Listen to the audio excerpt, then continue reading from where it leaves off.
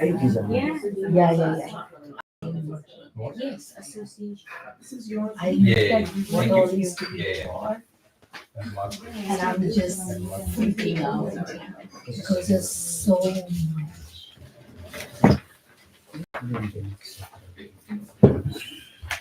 Yeah, but that is, yeah.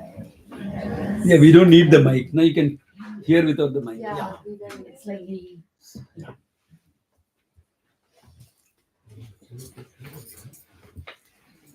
So to quickly sum up what we have said, one is about mastering the mind, being emotionally independent.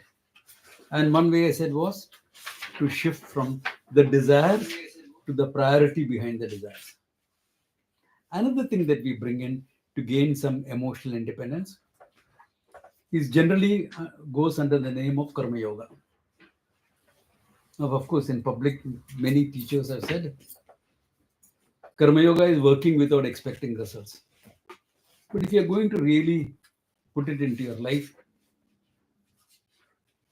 life is all about result orientation, isn't it?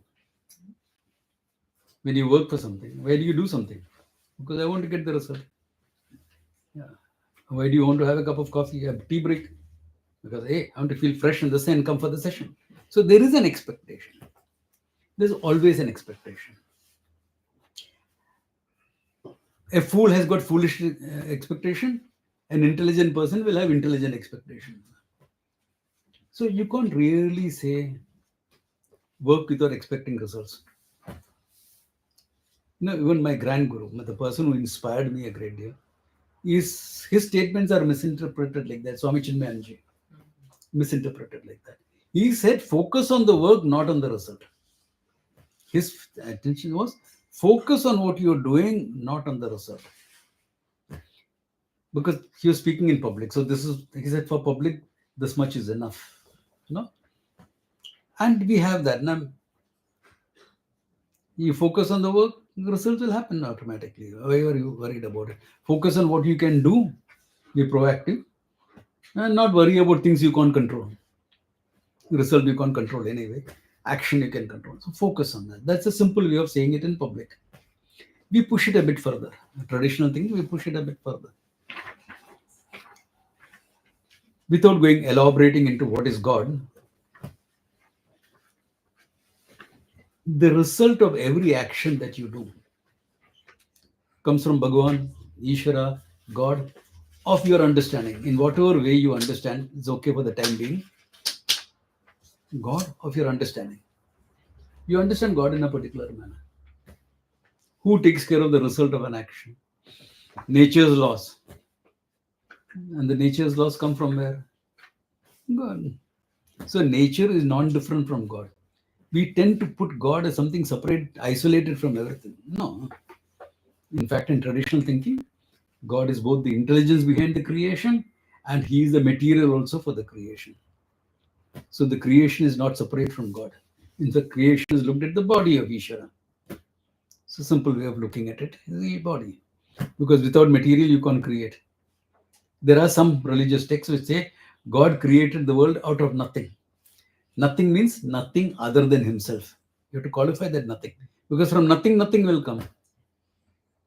For something to come, you need something. You know, that is cause-effect relationship. So when He says God created the world out of nothing, it means nothing other than Himself. Only He was there, which is said in the Bible very nicely. In the beginning was the Word, and the Word was with God, and the Word was God. Beginning was the Word, meaning knowledge was there. And where is the knowledge? It was with God. And what is God? Knowledge, consciousness. Word standing for knowledge, but in different levels of knowledge. Consciousness itself.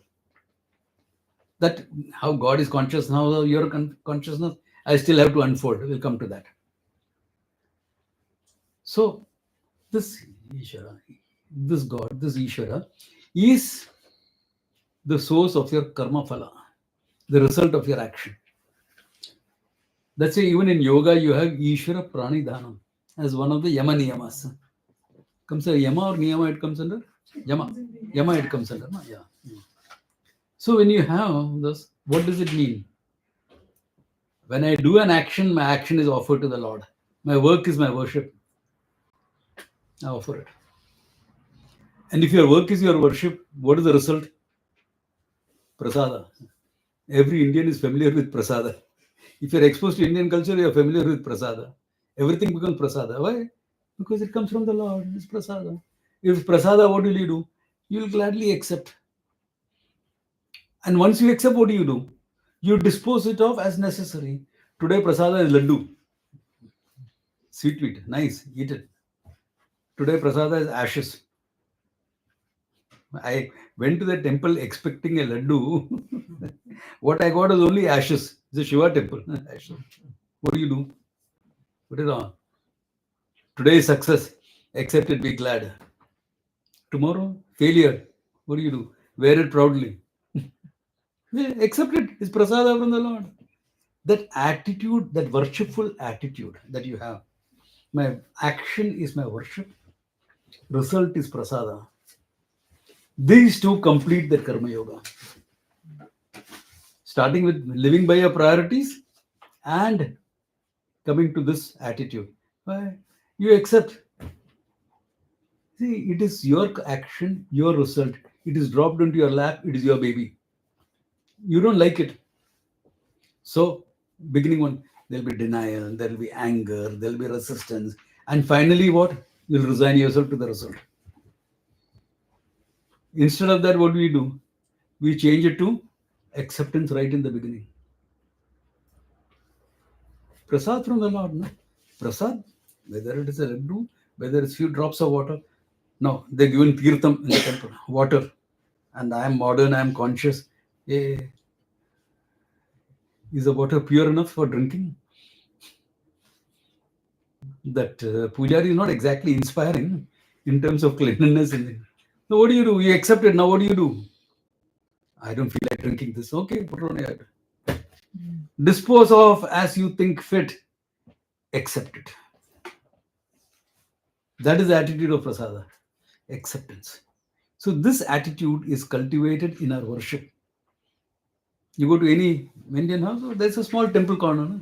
The house may be small, but the one corner will be puja room. Some place you'll have where you keep a few murtis, and that's it. You light a lamp. Not much puja may happen. That's okay. You just light an agarbatti in the morning. That's fine. That brings out that devotee out of yourself. The person with that bhakti, with that devotion, will say, I'll accept what the Lord sends. I don't like it. It's not the result I wanted.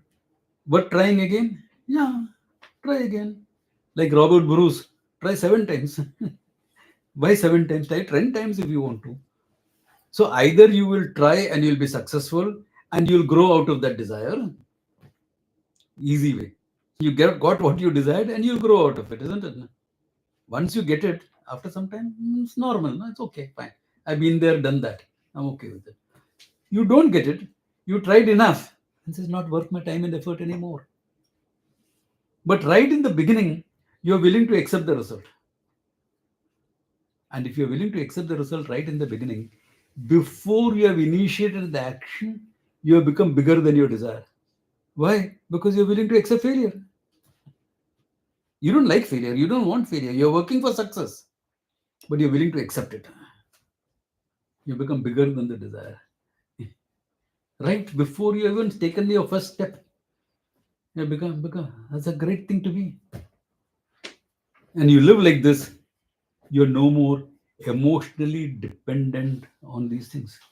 You love them, you enjoy them, but you're not emotionally dependent. Yeah. That's the beauty of it. You can enjoy all the good things in life and still be free from the whole thing. No more dependency. You enjoy them, you like them, you want them. Fine, have them. Yeah, have them. What's the problem? As I said, desire is the glory of a human being. A cow cannot get up in the morning and desire, shall I eat an omelette or a cutlet?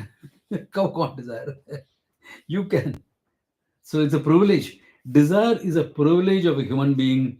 We have let it victimize us. That's unfortunate. So intelligent living will be, you keep it at a level of a privilege. You don't let it dictate terms to you. I dictate terms to what I should have or not have, not the other way around. The mind, I call this, my teacher used to use this example. This is a dog and this is the tail of the dog. As long as the dog is wagging the tail, it is beautiful. What happens when the tail starts wagging the dog? This dog cannot afford this tail. No? So we are all like that. As long as we have the desire, it is fine. The desire starts having us, we have a problem. So to keep it at that level, first step, focus on the priority, the need behind the desire. Second, Ishararpanam Prasada Buddhi. Offering, all my action is an offering to the Lord. And if you can really live like this, do you need to do a separate worship? Every action becomes a worship. You can't say, I don't have time. Say, hey, come for a lecture, Swami. I don't have time. Do half an hour meditation every morning. I don't have time. But for Karma Yoga, I'm so busy. Good. So much more opportunities for offering it to the Lord, taking it as prasada. No? So the busier you are, the more you worshipful you are becoming. Can you see the system, how they developed it? How the rishis developed the system? This is beautiful. So if you're a busy modern man, a corporate executive or something like that, right thing for you, this attitude. Yeah, it frees you. It makes you grow. It makes you professional. Why? You're no more ranting and raving over a failure, using what is to be done and doing it because you accepted it. Once you accepted it, okay, what went wrong? What was I can analyze this and choose my next course of action. While other people are still spending time on regrets. I'm moving on because I've accepted. I'm moving on. I'm not an emotional yo-yo. Happy, fine, of course I'm happy. I become successful. Failure, I can take it in my stride. Remember the poem by Rudyard Kipling, If? Describe the Karma Yogi. If you can keep your head when all others are losing it and blaming it on you, then you don't know what the hell is going on. Okay, that's a modern version. You don't know what the hell is going on. But he's right, you can keep your head. Things will go wrong in life. That's what life is. Life is what happens when you're planning other things. That's what it is. Life is what happens when you're planning other things. You have that balance. Karma Yogi has that balance. It's a dynamic balance. It's not the balance of this table. This table is balanced, stable on the sea. This is the balance of a ship in the sea. You'll roll, but you will not lose balance. It's there. You'll pitch forward and backward. Motion.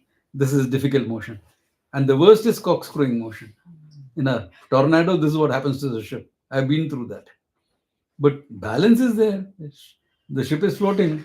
It is sailing. It is moving forward. So things will happen in your life. You'll be shaken a bit here and there. Yeah. But handle it. There'll be things you'll get scared about.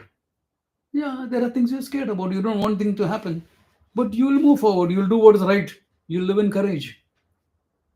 One of the most courageous men I've ever met, father of one of my students, Major General Suri. He cleared a minefield in the night under enemy shelling. Can you imagine how dangerous it was? Minefield, there are no minor injuries in a minefield. Minor injury is losing an arm or a leg. That's what minor injury is. And the enemy is shelling, and you're clearing this minefield, and that also in darkness. He said, when the enemy started shelling, I said, you're very courageous.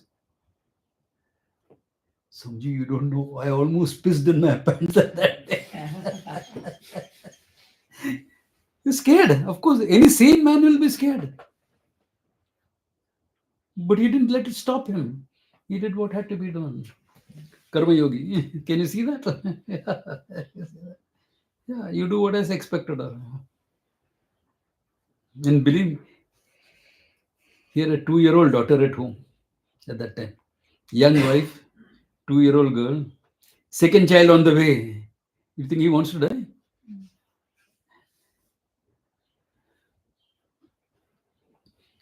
Thank you for your service is too small a statement for men like him.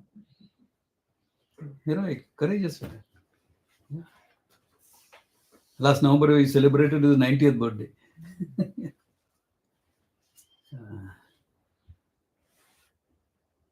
That is it. You will be scared in life. They will be okay. All the normal human emotions you will have, they won't victimize you. That is a karma yoga. Normal desires, normal this, everything will be there. You're human, Baba. You're not inhuman because you're studying Vedanta. You're not becoming Spock from Star Trek. Okay. No, the Vulcan, no emotions. No. Or Sheldon from Big Bang. No emotions. Not like that. You have all the emotions, all not. But you let this decide. This is meant for feeling, this is meant for deciding. No issues. Let this influence your decision. Yes, but let your decision, because this will tell you, your emotions will tell you what is important to you. Your emotions will help you get in touch with your priorities.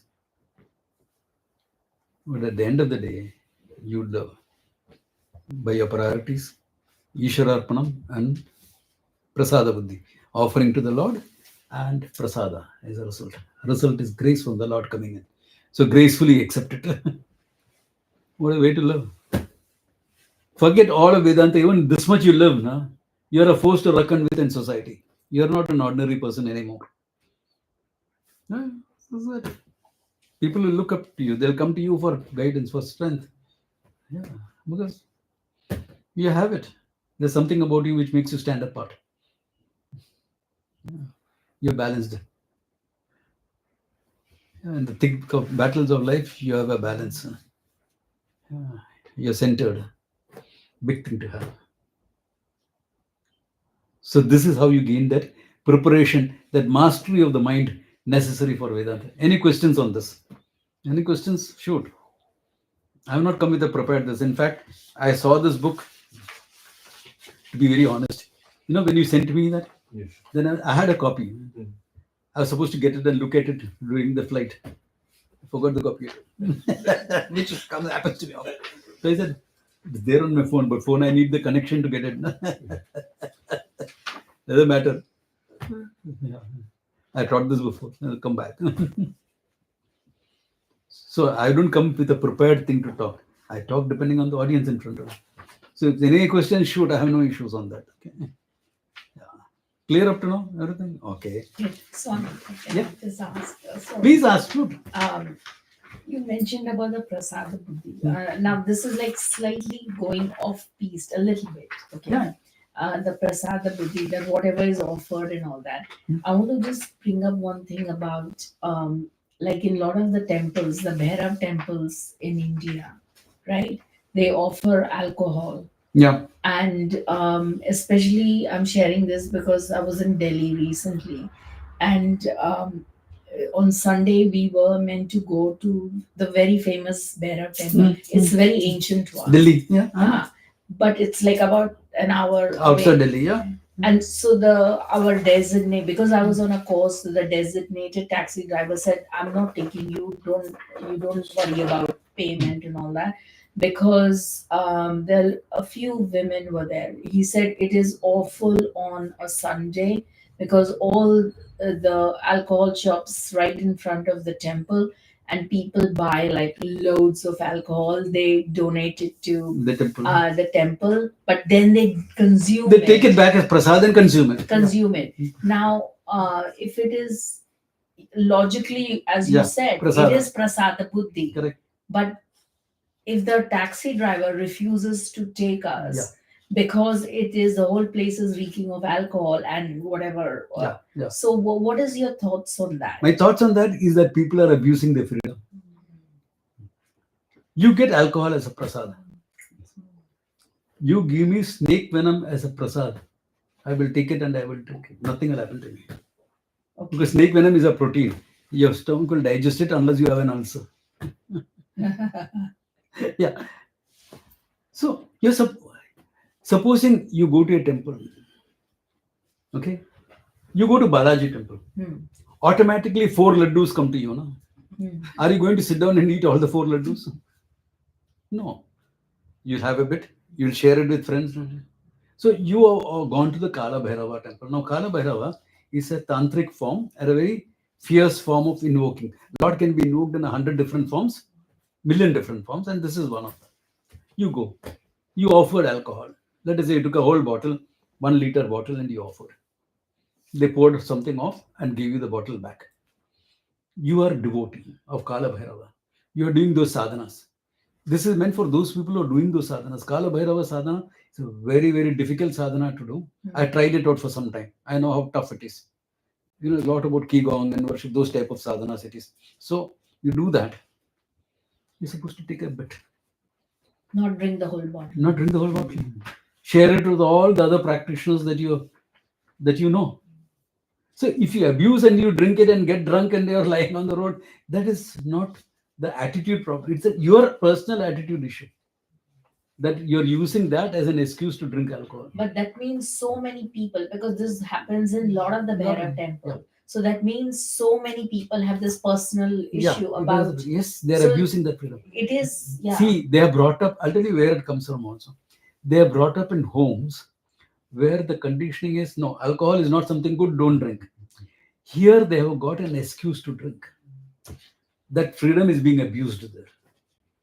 Yeah. At the same time, you go to Mahakaleshwar temple in Ujjain. Bhairava. Yeah, Bhairava. we met there. You met there. Yes. You go to the temple, alcohol is offered. Yeah. Alcohol is offered, but Yeah. nobody abuses it. You know? No. Nobody, not one drunk person you have seen on the road that day. Not one. No. Why? Nobody abuses it there. So it's a question of the devotees who have the problem. Yeah. So how we prioritize. I went there. I offered alcohol. And I took the bottle was being offered back. I said, keep it for you. That's prasad. I accepted it and gave it back to them. Keep it for you. But you're going to a Kala Bhairava temple, I will offer it. What is the problem? Yeah, I'm familiar with tantric worship. Yeah. I'm But familiar is with there a Shastra Praman in the the Tantra? tantric worship. The source is from Atharva Veda. Okay. It's part of our tantric. Most of the temples you go to in India, especially Kerala, all the temples, the Pratishtha is tantric. What is it? The tantric Pratishtha. Pratishtha is how you establish the temple. So similarly, you go to any temple where you are not allowed to go inside the sanctum sanctorium, that Pratishtha is a tantric one. Oh. So we have a negative image of Tantra. It's not. Tantra is high energy work. Most of the temples in South India you can't go to. Hmm? Most of the temples in South India you can't go to. Yeah, tantric worship. They're all tantric. Yeah, most of the South Indian temples, either they are tantric, or they are Agama Pratishtha, which is Vaidika, or they are Loka Vyavahara Pratishtha. There are 3 Pratishthas for a temple. Loka Vyavahara is by common custom, by people's choice. People's choice means you can go worship yourself, offer that on the linga, put in all the water. You can do whatever you want with the murti. It's fine. Agama, very few people are allowed inside the sanctum sanctorium. Okay. Tantrika Pratishthas, only the priest will go, nobody else will go in. That itself will tell you what is the Pratishtha of the temple. If you don't know anything else, just go by this guideline. You will know immediately which is what. So, but further to that, if there is a Shastra Praman in Atharveda, so for alcohol and meat and like we know about Yeah. Kamakhya, right? Like Kamakya temple. yeah. Yes. But If you have reservations, don't go to that temple. no, Simple I've as been that. twice already. I Good. don't have an issue at all. Yeah, then what's But the the problem? trouble is, I went the first time was okay. The second time, which is just recently, I found that the whole place was reeking of goats, number one, and all the goat droppings everywhere all around Yeah. the temple. Secondly, it was smelling Yeah. and also the sound of the Bleating. bleating of the goat. Correct. It was, by any Agreed. standards, So it is don't awful. go on those days to the temple. These No, worships, was every once day. again, I it's went not every day. It doesn't happen every day in Kamakya like that. Certain days it happens. Oh, really? Yeah. This only happens on certain days. There's more than one sacrifice. Most days goes off without any sacrifice also. Wow. So each temple has its own distinct way. So you go where you are comfortable with. Hinduism has a huge range. You take what is comfortable for you in these things.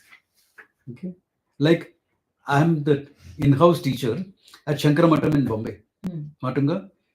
I've been the Asthana Vidwan there for the last 40 years or so. Okay, every Navratri they do a lot of homas, and I'm present for all the homas. One homa I will not go any there that day. That when that homa is happening, it is called Putra Kameshti, to have a child. No, I don't want to have a child. I will not go there. Another homa they will do is Swayamvara Parvati homa. It's to get married. Yeah. I will not go there. But it's not meant for me. It's inappropriate as a monk for me to get married or have a child. I won't go there. That don't. Yeah.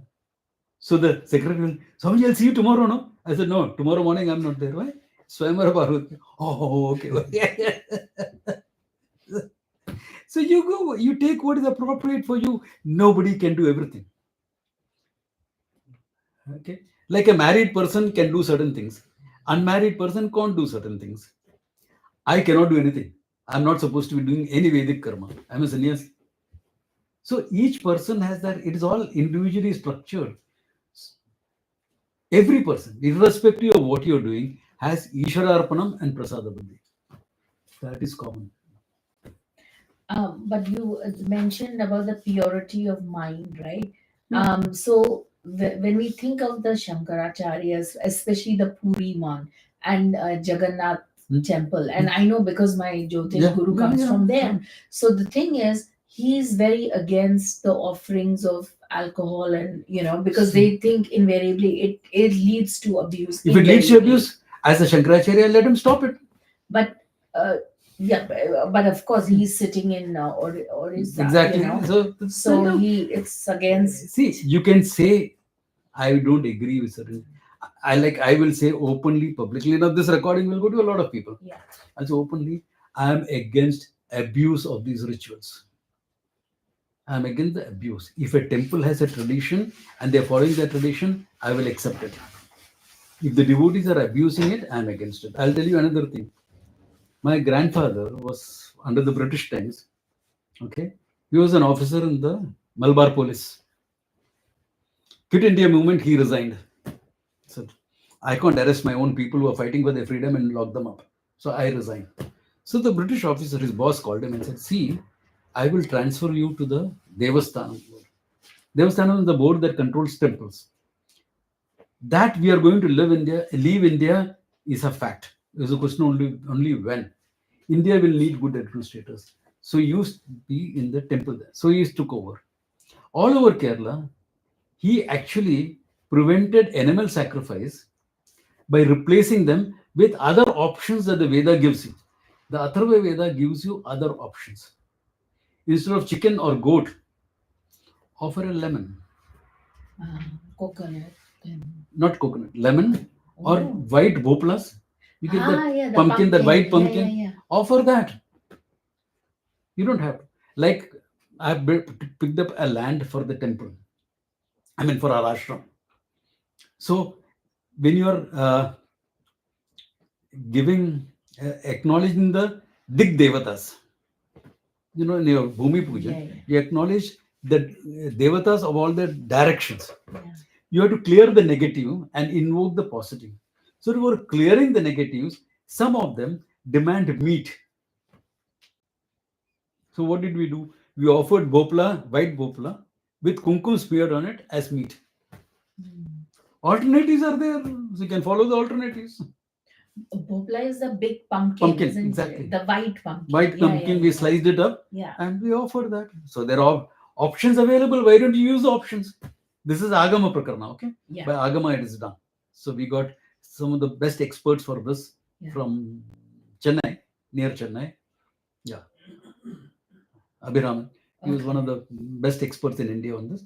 He's, alternates are available. So why don't you use alternates? So now sorry, You're digressing. Yeah, so one more question. Then just one question and then we'll go back. Come back. So a lot of the especially from the Jagannath and Vaishnavites, they believe that if you're offering this kind of stuff, the bimba of the deity becomes diminished. No, that's not true. If it is a Tantrika Pratishtha and the Tantrika rules you have mentioned that you'll offer these things, it is not diminished. I can debate with any of the teachers on this because I have studied the Shastra on that. I can debate with them. That is not true. If it is not established in the Tantrika Pratishtha, then you're offering, that's an abuse. So it depends upon the Pratishtha. Swamiji, sorry, can you just list the 3 pratishtas again? I got the Agama and the Tantrika. I didn't get the first one. Loka Vyavahara. Loka. The Vyavahara, the behavior, the transaction of the people. Like there are some temples. Like the Babulnath. Babulnath temple in Bombay. Bombay. If you go to the next time you come to Bombay, I'll take Puja. Babulnath temple. It's a linga, it's a Shiva temple. So the linga. So everyone goes and offers flowers and water and milk. You can go and touch the linga. In fact, the priest will encourage you to touch it and take your blessings.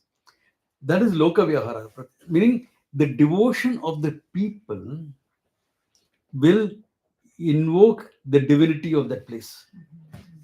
Whereas a couple of kilometers away is the Mahalakshmi temple. That is a Tantrika Pratishtha. So there only the priest will be there, not others.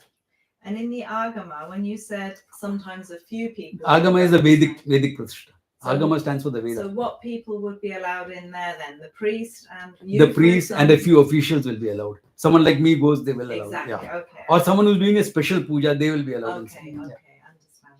Thank you. Like Balaji temple, for example, in Tirupati temple, Agama Pratishtha.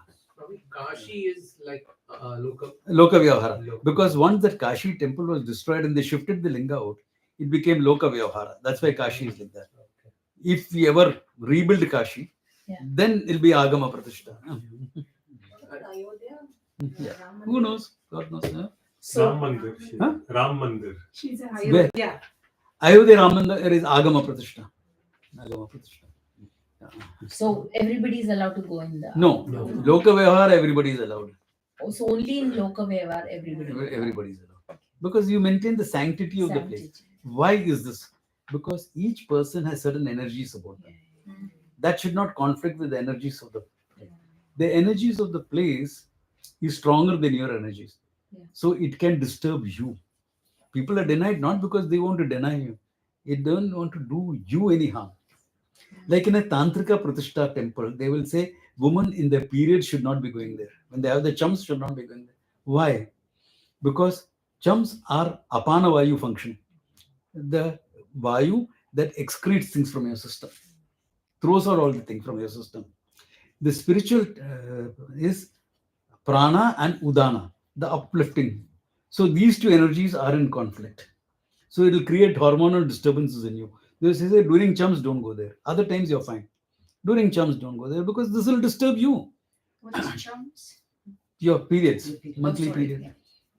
Okay, I was using a slang word because I thought the women were familiar with that.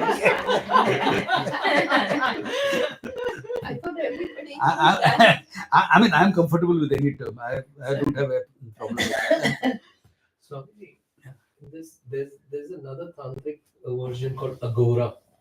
Aghora. Yeah. Okay, now we are into some. What is Agora? Yeah. I know some aghoris. Yeah. Are they really prevalent? And No. Aghoris create a lot of illusions about themselves. Aghoris is a very, very fierce form of Shiva. Aghora. Ghora is fierce enough. Agora is being beyond Ghora, beyond fierce. It's a very fierce form. So these are all energy beings. Okay, you do Aghora worship, you get phenomenal energies. I've seen this Aghori Naga Baba was doing at the Kumbh Mela. Huge jata and everything. The matted hair, huge. For years he had not had a haircut. Okay. So he went to this to the Ganga, one corner quietly, lit a match and put it on his hair. Until the whole thing burnt off. Easy haircut. Can you imagine cutting that match? I mean, it would have taken a barber 4 hours to do that. It was a jungle inside, a forest inside. So he just lit this match and then he went, had a dip in the Ganga and quietly walked away. So this is all huge energy work. Okay, the energy protects you. Okay, like my tantric friend. when the pujas are not showing the result he wants, he will take karpur in his hand, and the arati will be done with the karpur on his hand, and nothing happens to his hand. Wow. He's a friend of mine. He's a married man with kids and things like that. Wow. I know him well. Maybe we can try it. 3 days back, he was at my home. Last Tuesday, he was at home. So this is the person. So Aghoris do a lot of this type of worship. Yeah. So they create all these stories so that people will leave them alone. Because when you're doing all this, a lot of time and effort goes. You can't be disturbed. So they create all these illusion stories. They sit on dead bodies and meditate. All that type of stuff is there. They meditate on cremation grounds because death is part of life. What are you afraid of death? Absorb those energies are huge. If you go to a cremation ground and you go to Banaras, any of the ghats, Manikarna Ghat especially, the energies are huge there. Very powerful energies. So they absorb those energies because they can take it. You and I go and try to absorb and you'll go mad. Negative. Honestly, I'm telling you. An ordinary person going there will go mad with those. If you try to absorb that energy, you'll go mad. So don't even try it. Okay? You see, and come on, that's fine. Go to the temple and absorb the energies there. That is fine. But how do they attract this kind of energy? What's There are process. It starts with what kind simple of person is breathing, attracted to breathing and meditation both. Breathing for strengthening your energy system, meditation for invoking the cosmic energies. It's a huge system by itself. Just to get to the base level, a graduation level, it will take you 10 years. And they are not like ordinary people. There's a selection process which is not known. Yeah, there is some sort of to It's check only your the commitment. Guru who decides whom he has to Yeah, take. to check. See, in anything, the Guru decides because are you capable of that commitment? Are you capable of cutting yourself from everything else? Are you capable of fasting for days or eating heavily for days? That also necessary sometimes.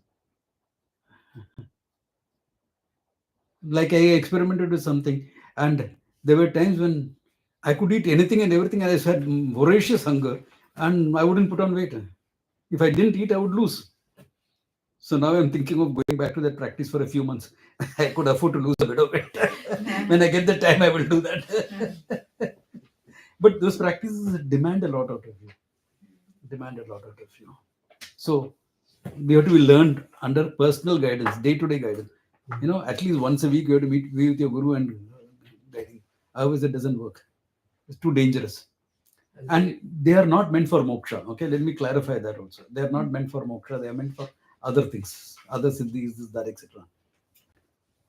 Including siddhis of walking on water, running on water. You've seen even the Shaolin monks doing that, running on water.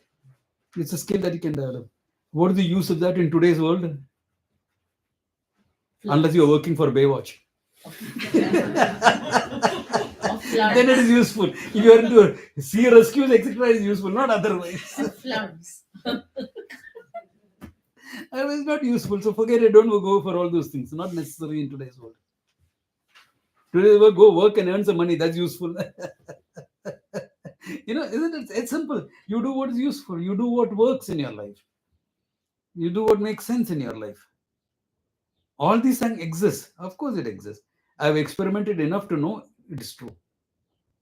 But I'm not going to spend all my time in that. No. For me, moksha is important. That is the freedom that you get. That is important. The total fulfillment as a human being.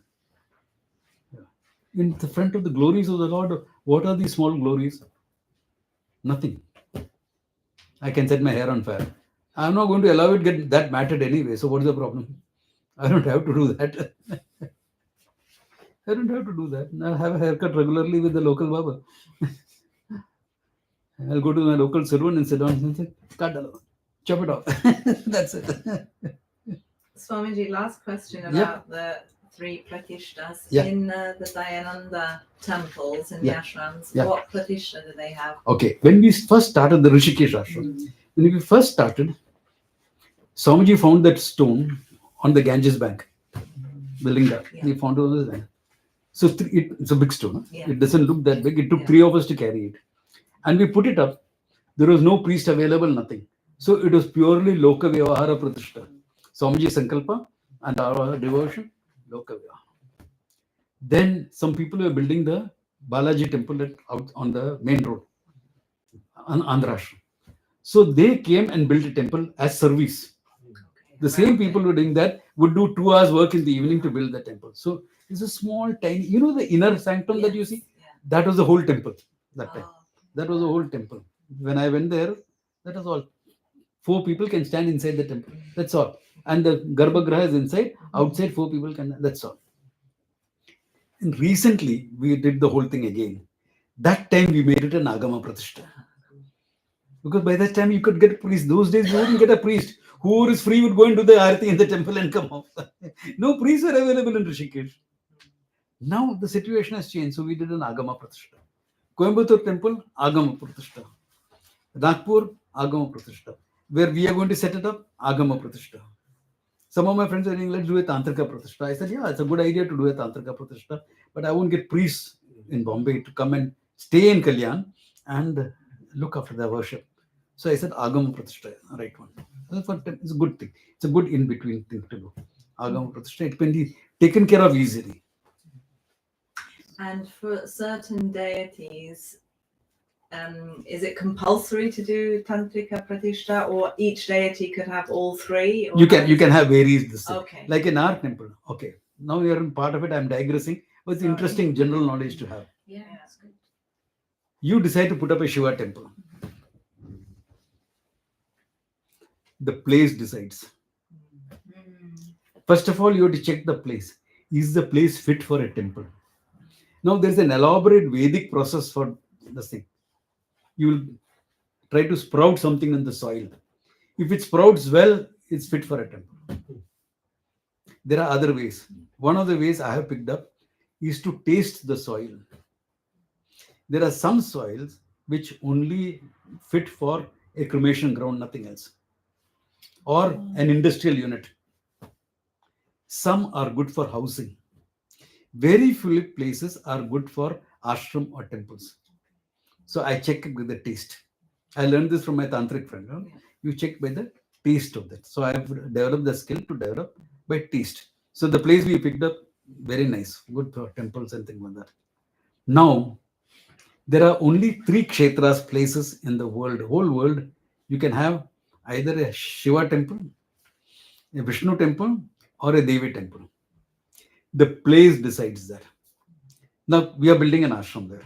So naturally, Dakshinamurti, Shiva as the form of a teacher is what we will invoke. But the place is Devi Kshetra. So now, before I build the Devi, I have to acknowledge Devi. So either keep a small Garbhagriha or put a yantra or something. There's some ways of doing it. So we decided we'll put up a Murti. That's the best way of acknowledging it.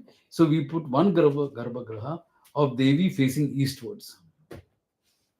And the place for the temple also turned out like that. It is northwest. Northwest is Devi's place.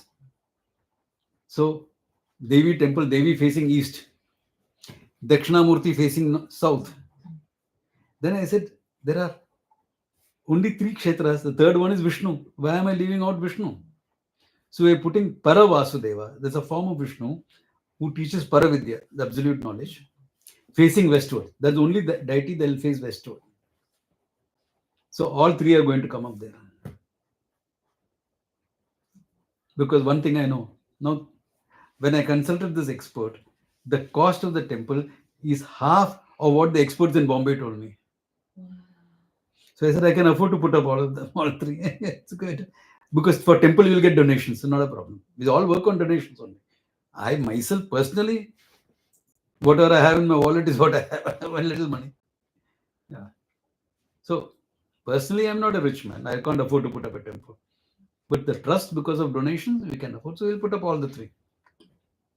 Which Devi? Which? We are yet to decide the final form. It'll be some form of Durga. Okay. Some form of Durga. Durga Jnaneshwari or Parameshwari or something, or Bhuvaneshwari, some form of one of the, there's a process of deciding that. Oh, there No? is. Krishna and all that. Oh, there is a Yeah, process. there is a process. Astrology is huge Yeah. discipline. Indeed. Huge discipline. Amazing. There's a process for deciding these things. Everyone can't do this. Yeah, that's why I went to one of the best experts in the country on this. Maybe you should speak to him one day. Yeah. Abhiraman. Abhiraman. Abhiraman, yeah. He is well known to us. He is well known to Swamiji also. Oh, okay. When he said, told him that I'm Swamiji's student and this is what was Swamiji's desire, he said, I'm not going to charge you anything for this. Oh, bless. I'm doing it free. He's a professional, but he's doing it free. I said, you have to accept something. So at the end of the whole process, I'll give him a Guru Dakshina, like, Yeah. Because He's we're not based in Mumbai, is he? He's based in Chennai, beyond Chennai. Okay. So what I'm saying is this is all part of the worship part. So the place decides the temple. You can have your own temple, but then you have to acknowledge the Sthala Devata. There's a huge discipline of knowledge behind the whole thing. It's a digression. All that is meant for what? So you get this attitude of devotion, and with this devotion, you function. That's Karma Yoga. What is Karma Yoga? Bhakti in action. Devotion is action, is Karma Yoga. So if just little, if you want to put a temple in your house or you want to have a House is different. House you can put anything you want. right. Yeah, house you can Yeah, put some anything. people say you have to choose. The only Yeah. ideal to choose is either the deity that you're keeping should face the east if the eastern sun is coming into your room, Right. or keep the deity on the east if the sun doesn't come into that room. Right. Preferably in the northeastern place. Preferably in the northeastern. Ishana Kona. Hmm? Ishana Kona. Yeah, Ishana, according to Vastu. Yeah. Preferably. No rule there also. You can keep it northwest also, especially with Devi and everything. How else is he going to face the east? So these are, and home, these laws are not applicable.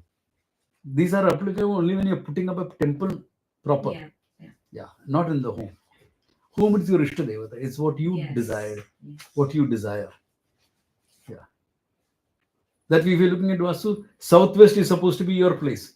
So your bedroom is supposed to be in the southwest. Now, how many of us get southwest in the bedrooms? We don't. That's okay. It's a home. Yeah. Even in the ashram we are building up, southwest, we can't put up a residence for me there. So what you're doing is putting a small room, which will be like my office, just to take care of the Vastu. Office to meet people, medical room, it'll be an all-purpose thing, and I'll go and sit there for an hour every day. Okay. Because Vastu demands that. Then the whole functioning is smooth. It's only for smooth functioning. Or you can say, forget all that. Whatever problems comes, I'll tackle it. Another way of handling it. Prasada buddhi. Let the problems come. I'll accept it. If your prasada buddhi is strong enough, fine. I'll accept whatever problems come. What's the problem? If it is me alone, I would take that stand. Since there are a lot of people involved, I will not take that stand. Because poor students, I don't want them to suffer. I want them to learn. I don't want them to be suffering. At my stage in life, suffering, it's okay. No problems. They still have to learn and grow. So I don't want them to suffer. So I'll do it accordingly. Yeah. So this is the whole thing. All this to get a mindset so that you're free from being victimized by your own mind. Okay. All right. Then let's go into the next one. Okay. Nirasta Vishya Sangam Sannirdam Manohri Yadayatyatmano Bhavam Tada Tat Paramam Bhavam Padam. Nirasta Vishya Sangam. Your attachment, your obsession, your dependency on the Vishayas, on the objects of the world. Nirastam, gone. You enjoy them when they're there, you're okay when they're not there. That's the vision. Sanniruddham manohrihi. You're taking the mind into the heart. Heart meaning into the core of what you are. Now you can't take the mind to the core of what you are unless you know what you are. So that's an understood fact here. Yada ayati atmano bhavam. Then you are becoming one with yourself. Tat paramam padam. That is the absolute state, he says. Now, how do you do this? All right. Now you have a mind which is relatively free from this obsessing. You're fine. You have a certain balance in life. Then you have to come to the learning. Without the learning, you don't get. Because remember, Upanishad said it's a pramanam, a means of knowing. No knowledge happens without a pramana. This is important to understand it. What is a pramana? Pramakarana. Pramana is wrongly translated as authority. It's not authority. It is pramakaranam, that which gives you knowledge. Like for color and form, what is a pramana? Your eyes. Sound, ears. Smell, nose. One pramana cannot do the job of another pramana. No? Chili powder, I'm not getting the smell. Let me see. If you do it once, you'll learn. Oh, each pramana does his own job. You can't mix up. Taste, sugar. Tasting sugar is not experiencing sugar. Tasting sugar is a pramana, knowing that this thing is sweet. We put it as an experience. Direct knowledge is often put as an experience. Perception is direct knowledge. People wrongly call it experience. Any direct knowledge is equated in experience. What is experience? You look at any experience in life. It is knowledge plus your emotional response. What else is an experience? Oh, beach is so wonderful. I love the beach. I'm very sad at the beach. Another guy says. Beach is same. So you have knowledge of the beach. Now the emotional response. One person is happy. Hey, all this is so beautiful. I'm one with nature. He's happy. Other guy is unhappy at the beach. Have you heard of people unhappy at the beach? This guy whom I know is. Why? His girlfriend broke up with him on the beach. He had come with a ring ready to propose and she broke his heart. So now at beach, he is sad. Now, why are the two experiences different? Knowledge of the beach is same for both of them. Emotional response is different. So that we give more importance because of the emotional response, because we are giving more importance to the mind all the time, not to the knowledge. So pramana gives you knowledge. So like this, there is perception, there is inference. You can infer something. Based on perceptual data, you will infer. Deductive logic comes into the picture, where there's many steps to inference. You're deducing something. Comparison, you'll compare two things. Like you're going to States. Oh, this Indian is going to States. Oh, you must go and see a water bison. This is a beautiful animal. What is a water bison? Oh, it's something like a water buffalo. A bison is something like a water buffalo. So I told this to many people. Nobody has come and told me, bison is not water buffalo. I said, I know it's not water buffalo. I said, it's like water. So that comparative knowledge gives you an understanding of what you didn't know. And there is one way of cognizing what is not there. Hey, is my friend Anamika here? She's a good student of Vedanta. Oh, no, she's not here. How do you know? Your eyes told me. Eyes told me? For eyes to tell me something, light should be reflected from her to my eyes. No? If she's not here, how she'll reflect light? I have the image of Anamika in my mind and I look around, nobody fits that image. This is a peculiar means of knowledge used in Indian logic. It is called Anupalabdhi, cognizing things which are not there. But it's direct, you know directly, no? They're not there. Yeah. So, all these are meant to know the world other than you. How do you know yourself? You are the one who uses perception to know. You are already there. Self-evident. You are the one who uses perceptual data for inference. Other than you. You are the one who uses comparison. Other than you. You are the one who will cognize things which are not existent. Other than you. How do you know yourself? And as I said in the previous lecture, there's a confusion. You're taken yourself to be. You have a lot of concepts about yourself. Remember that movie, that theater actor. I must be a beggar. So, The Upanishad comes with a certain simple logic. How do I say I'm different from this glass of water? I'm holding it in my hand. So for all practical purposes, an extension of my hand. For all visual purposes, it's an extension of my hand, right?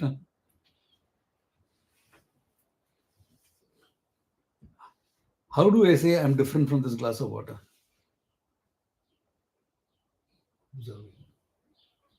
Simple. The basic minimum requirement is I must be aware of it. What I am aware of, I am different from. Certain things I can keep on the ground and I can see, it's not me. How do you know you're different from your clothes? I can take them off. Please don't. Please don't take. Other places you take off, I'm okay with that. So, basic minimum. What you are aware of, you're different from. Even if it looks like you have an implant. Let us say, now you get bionic lenses, you put it inside. They're better than your normal lens. You don't need specs anymore. It's still different from you. It functions as part of you, but it's still different from you. If you see somebody who's done energy work using a sword, for example, and supposing it dies on the battlefield, very difficult to remove the sword from his hand because the sword and him has become one. The energy extends right through. So it'll be even difficult to take the sword out of his dead body because they're almost like fused together. So similarly, an implant is like that, but you are aware of it is different from you. Simple logic. You have a relationship of I and mine. My phone. My phone. Nobody else will want it. My phone. But you won't say iPhone. Even if you have an iPhone, it's still my phone. Right? Why? Because you're aware of it, it's different from you. Minimum requirement. Are you aware of your body? Yeah. But so your body is me. No. Sometimes you'll use mine. Samji, what a workout I had yesterday evening. My whole body is paining. Huh? My body? I had a heavy workout yesterday. Oh my God. I killed it in the gym. 2 hours. Not healthy, huh? You're building too much of stress hormones. 2 hours of gymming is too long. So, but you use terms like that, I and mine. So it's a confusion, my body or I body. Logic tells you what you're aware of, you're different from. Body is yours, all right, for the time being, not you. I'm a lot into this prana work. Are you aware of it? Yeah, I direct the prana here and there. No? You're different from it. You're aware of your prana. You're not the prana. Emotions. Your emotions keep changing like the weather. You know? Morning you like the guy. By evening you said, go, get lost. User's character. So, emotions you're aware of. How do you know like this guy? My feelings, I know. No? You're aware of. Different from you. Your knowledge, you were there before you gathered the knowledge. You're not. So I just want to get you, who are you? Simple question. I started with the body. In fact, with many people, it starts beyond the body. It starts with your roles. Who are you? Mama. In your child's school, you'll be known as so-and-so's mama. No? You'll be known by your name. Oh yeah, so-and-so's mom. If you go to a doctor's clinic, he'll remember you by your diseases. Oh yeah. Fractured right hand, right? Oh, yeah. remember you. So similarly, you'll be known by your roles. All of them are not you. Who are you? You can only say one thing safely. I'm the one who's aware of all this. So in Sanskrit, we have a term for this. You must have come across this term in some of the books. I'm the Sakshi, the witness. The witness. Great. Come along. You're the awarer, the simple person who's aware of everything, or the one who's conscious of everything. That is with respect to other things. With respect to yourself, what you are. Here's where the Upanishad comes and tells you are that pure consciousness. The abstract form of being aware is awareness, consciousness. You're that awareness, consciousness. This is what you are, in a nutshell. If this consciousness is what is real me, all this I'm functioning with. In fact, in Sanskrit, we'll call all of them instruments. Your body is an instrument. Your mind is an instrument. Your reasoning is an instrument. Your knowledge, emotions, all are instruments of functioning. You're this pure conscious being, this pure consciousness. Now tell me, what limits does consciousness have? To be limited, to be limited, it should be conditioned by time and space. Correct? In fact, any one you say is enough. Time space is a continuum. Thanks to Stephen Hawking, I don't have to prove that. That's why the Upanishads, if you mention space, you won't mention time. If you mention time, you won't mention space. Why? Both are one, really speaking, in functioning. And physics is one. Physics recognizes that fact now. They talk about it as one continuum. So tell me, how are you conditioned by time? You, the consciousness. You, the body, is definitely conditioned by time. No doubt. There is a time when Nisha and all knew me when all this was black, right? Or at least most of it was black. Now all of it is white. Yeah. And Nisha has known me for a long time. Ever since she was a little girl. Just started working. You just started working, right? Yeah, 20 years. Yeah. So, long time. So body keeps conditioned by time. Is your mind conditioned by time? Is there something called an old mind? Your body gets older. Does your mind get older? Your mind can get mature. Your mind can get tired of all the challenges you faced in life. Your mind can lose its enthusiasm. I become an old man. That's lack of enthusiasm. Suddenly a new project comes into your life. What happens to you? Hey, all that enthusiasm goes. Mind, physically you can't do so much, but mentally you are. So mind doesn't get old. Why? Because time is a product of your mind.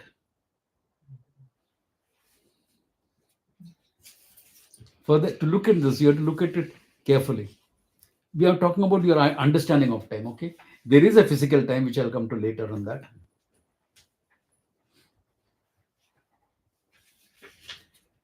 What is this thing that we call time? Let's go by science. It'll be easier. Okay. Science defines time as a gap between two events.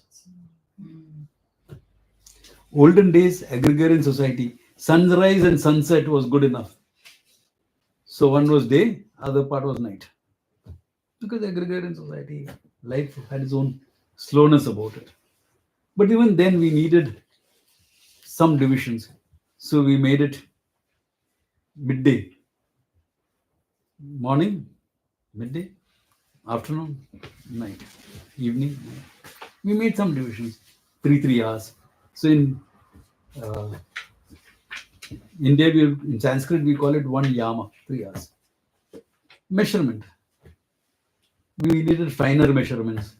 So the hour came into the picture. The minutes came into the picture. Seconds came into the picture. Then with science, etc., nanoseconds, microseconds, all of them came into the picture. But all are events. So how do you create events? So now the event is the pulses of a quartz. Between two pulses of a quartz. You're wearing quartz watches. Most of us are wearing these quartz watches. Now, of course, the trend is changing into electronic watches. I'm sure 10 years down the line, everyone is, I'll have to change my example. From pulses to electronic impulses. That's all. A small change. No big change. So the two pulses of a quartz is a unit of time. One event, second event. So that's why the smaller the gap, the more accuracy you get. Like this, an ordinary quartz watch will be about 2000 pulses per second. Per second, yeah.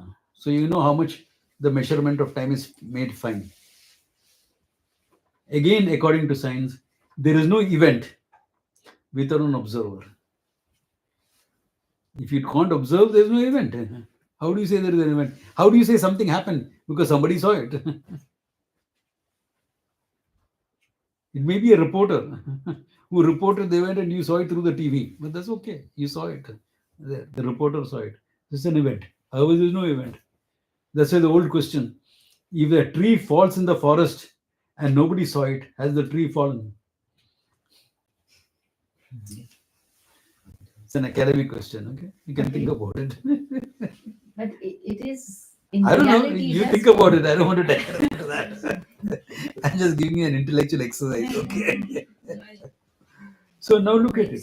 No event, no observer, no event. So two pulses of a chord becomes two observations. Two observations become two thoughts. So the gap between the thought is what we are calling as time. In between two thoughts, what is there? I. Because thoughts happen to be in my mind. No? So in the ocean of consciousness, one thought, second thought. With respect to the thought, when I'm looking at consciousness, I get this idea of time. So what you call time is nothing but the flow of thoughts create this idea of time. One thought, second thought, third thought. That's why you're sitting in samadhi with no thought, there is no time. So don't say for half an hour I was timeless. That's paradoxical, isn't it? Half an hour I was timeless. You're timeless all the time. You, the consciousness, is timeless all the time. So consciousness is there in time. When you measure time, I, the consciousness, is present. You dismiss time, I, the consciousness, is still present. So I, the consciousness, is the truth of time. How can that be limited by time? How can time limit the consciousness I am? Time can limit my body, of course it can. Oh, I may be fit and fine, but what I did at 25, I can't do now.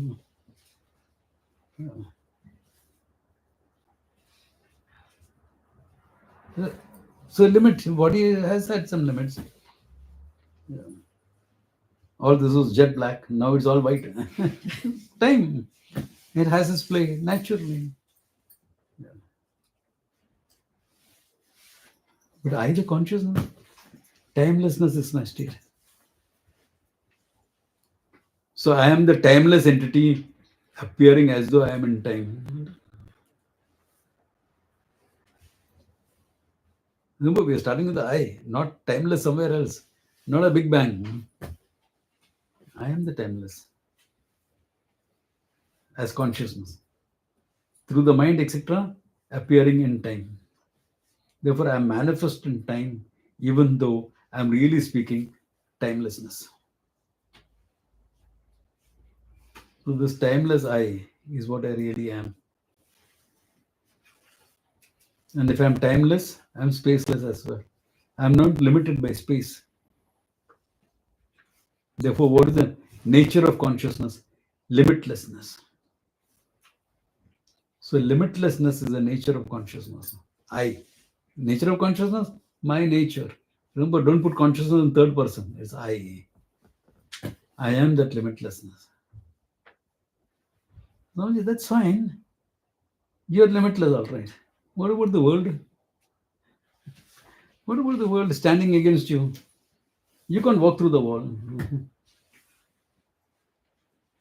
Whereas an illusory wall created by virtual reality, you can walk through. You can project a wall, no? They're right there in space, a hologram. That you can walk through. This you can't walk through. So isn't there a physical reality that is separate from consciousness? It looks like that, but not really. How? Let us examine the reality of anything that you are dealing with. This table. Physical reality makes a noise on here. Solid. Okay. How solid I can test it out.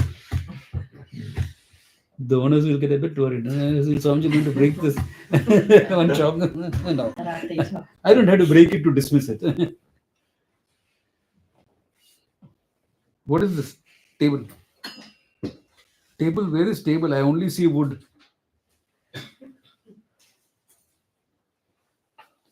If I say I only see wood, am I right? Yes. If you say table, are you wrong? How can both be right?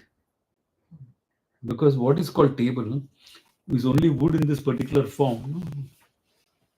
Wood can be in any form. In this form, it is called table. So what is a table? Flat top with at least one leg. Generally 4 legs, usually. But even you have seen one-legged tables. In Bombay, we go to all the Irani shops. People from Iran who migrated when Islam took over, the Zoroastrians. They set up a lot of Irani tea shops. You get some peculiar baked, it's a very nice stuff. It's simple but very nice. They're called Irani shops. So there they have tables with only one leg. Round top. Tabletop, round, Yeah. only one leg. But so minimum one leg it must have. That's a table. So what is it? A form of wood. So wood is the truth of the table. Now follow this argument carefully. Wood is the truth of the table. Is wood the final reality? No. What is wood? Wood is a form of hydrocarbons. This body is one type of hydrocarbon. This wood is another type of hydrocarbon. Okay. So what is hydrocarbon? Is a hydrocarbon the reality? Hydrocarbon is a molecule. Therefore made up of atoms. So atoms are the reality. Atoms are the reality? No, they're subatomic particles and further particles. They almost form the God particle. It's not God particle. A journalist called it the goddamn particle. I mean, the scientists called it goddamn particle because they're looking for it and finding it difficult to follow it.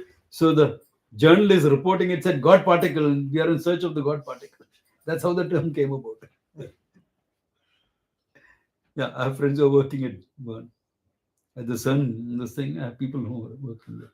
So, is that the reality? So the scientists also, what will happen if we find the God particle? Oh, a lot of questions will open up. More research will be necessary to find further particles. If you don't find it, then many more questions will open up. Meaning what? If the finest reality is a particle, whether that particle is a simple structure or a string theory, latest theory is the string theory, it has got a dimension. If it has got a dimension, it can be reduced into its content. And if the content has a dimension, it can be reduced into further content. So what is the final, theoretically speaking, what will be the final content? Which does not have a form. So formless existence will have to be the truth of this table. Therefore, formless means what? No boundaries. No boundaries means what? Limitless. No spatial limitations. So limitless existence is the truth of this table because it exists. It's not nothingness. It doesn't disappear into nothing. Why? Table is something. If you say nothing, I'll whack you with this table and see what happens to you. Don't survive that. It's only in Western movies you survive.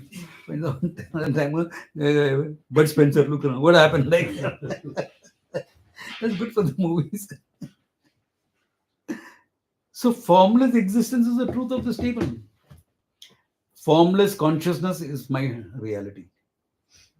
Can there be two formless things in the world? Formless, no boundaries. No boundaries, both have to be one. Because there's no boundaries. That means what? What you call formless existence and what you call formless consciousness is one and the same thing. It is a consciousness that exists. What exists is consciousness, and what is this thing is consciousness, is existence. Consciousness is existence, existence is consciousness. Here the consciousness is manifest because there is a mind. Here, the consciousness is not manifest because there is no mind. Once upon a time, this manifested consciousness when the wood was a tree. It was alive. So the question is only manifesting, not manifest. Manifesting here, not manifesting there. But consciousness existence is a reality behind everything. So where is your limitation now? How are you limited? You're not limited by anything. That means you will be a total fulfilled being right now. You are. You just have to make it a fact of your life. You are. 2 classes enough, no? Your conscious limitless. Okay. You don't need a 2-day camp. 2 classes are enough. But we'll work on it. We have to work on it. Try and see how to make this a fact of my life. This is the reality. That limitless consciousness is you. That's the truth behind the whole world. 4th dimension, 5th dimension, 6th dimension, any other dimension. All dimensions are in time and space. Forms of existence. And what am I? Consciousness existence, the basis for the whole thing. But Swami, why don't I know that? I don't know that dimensions because this mind is meant for 3-dimensional function. So we'll know. We are living in a 3-dimensional world. We'll know this. Once I go to that dimension, my mind will expand enough to know that dimension. But consciousness is the underlying reality in all the dimensions. If there's a heaven and hell, it exists in consciousness alone. It's all forms of manifestation here and there. If it doesn't exist, no problem. What is there is consciousness alone. Either way, not a problem. Like they said, nah, you find it, questions come up. Don't find it, even more questions come up. If it is there, it exists in consciousness existence. Not there, fine, only consciousness existence. Either way, you're fine. Where are you in the picture? I am this much only.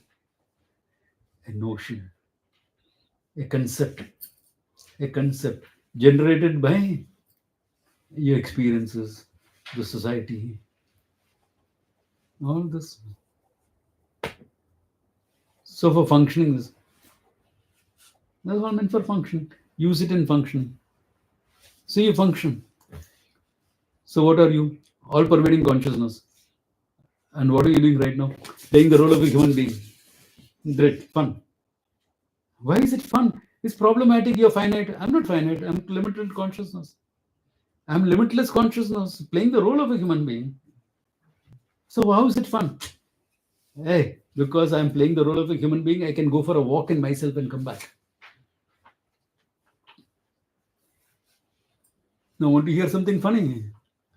So I'm limitless consciousness. So I can relate to you. I can relate to myself through you. Isn't that what all relationship really is about? Yes. What am I doing when I'm relating to you? I'm relating to myself through you. So there's a fun in consciousness. Of course, you be careful. There's one character who says like that, talks like that.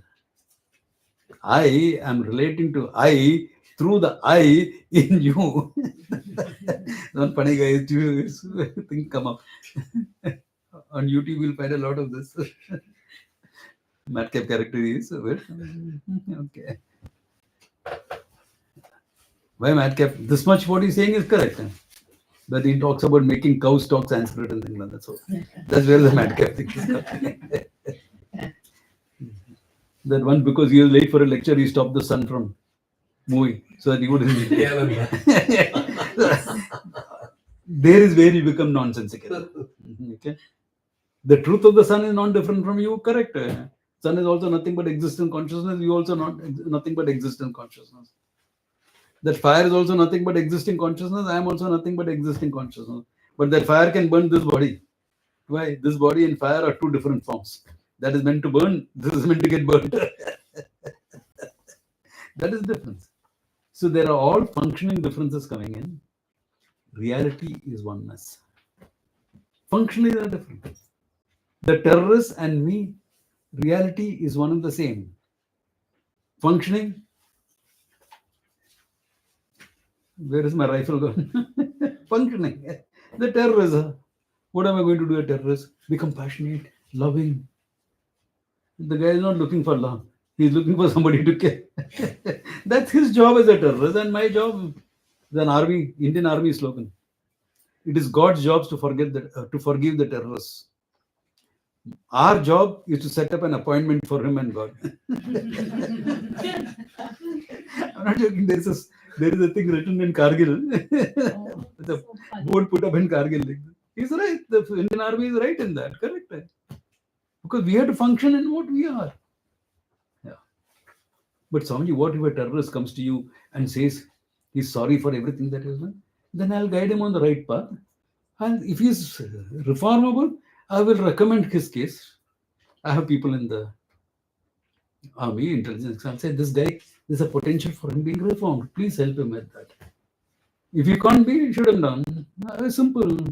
What's the problem in functioning? You're limitless consciousness and you remain as limitless consciousness. Functioning. So what if somebody shoots you down? He'll destroy my body, that's it. As consciousness always remain. Body will go, body is meant to go one day. Who wants to become old and useless? Do you want to become old and useless? The Pandavas, Arjuna, and that one regret after the end of the whole Mahabharata, when they ruled for years after the Mahabharata war is over, rebuild the whole society after the war, all that. Then there's time for them to appoint their successor and leave for the forest. That one regret. We did not die young. We did not get a warrior's death on the battlefield. We became old and useless. That's one regret that they didn't die young. So who wants to be old? Who wants to live forever? I'm already there forever as consciousness.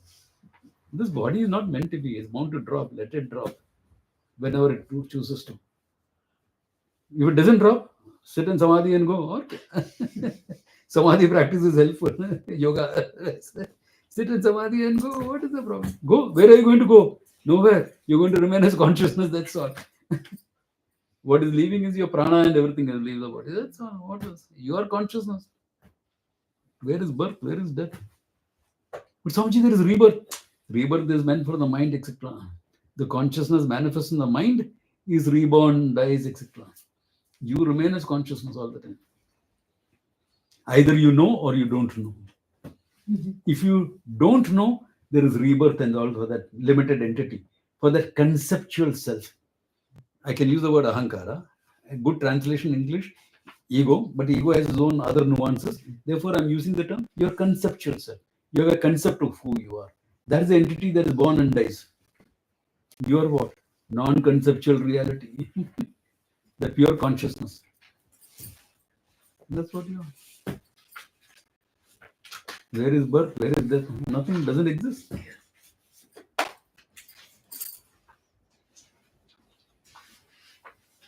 So what shall we do? You understood your limitless consciousness. Let's go and have some lunch. Or what time is lunch break? 12:30? Yeah. So right now. Okay. So that's all. We think about it. There's more nuances to it. There's only 4 verses I've done. And yeah. I have still altogether 21 verses. Yeah.